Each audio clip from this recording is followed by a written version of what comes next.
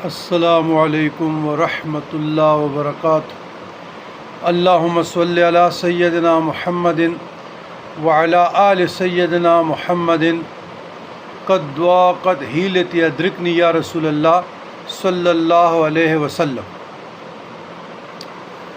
برادران اسلام،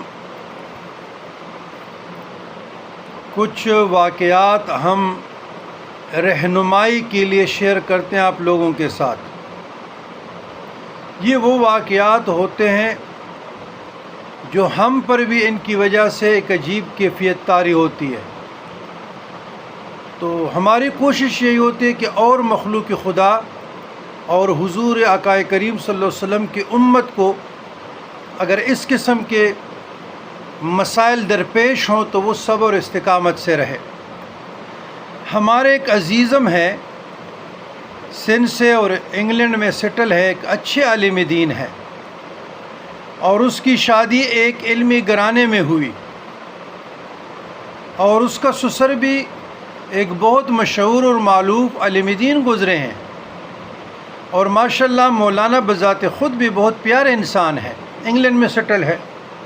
وقت گزرتا رہا، مولانا انگلینڈ چلے گئے، سیٹل ہو گئے، اور اللہ نے 3 بچوں سے بھی نوازا۔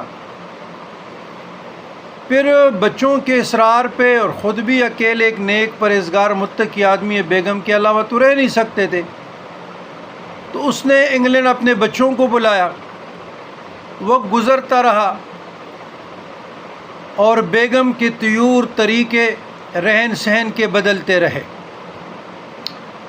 ایون کہ معاملہ جدائی تک پہنچ گیا، اور گزشتہ 2 سالوں سے تو معاملہ بہت ایک عجیب پوائنٹ پہ کڑا ہے۔ مولانا کو صبر و استقامت کی تلقین کرتے رہے، ہم بھی اور 2 صحباب بھی، کہ اللہ کی بارگاہ میں استغفار کرتے رہے۔ آزمائش ہے، انما اولادکم، تمہاری اولاد کا، تمہاری مال کا، تمہاری بیگمات کا۔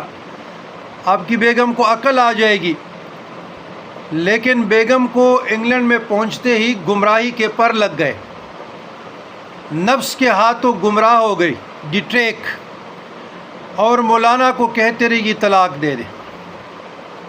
مولانا کے جب وائس میسج آتے ہیں، یقین کرے کہ قلب اتنا رقیق، اتنا نرم ہو چکا ہے کہ میرا حوصلہ نہیں پڑتا میں مولانا کے وائس کرب و درد والی آواز سنوں۔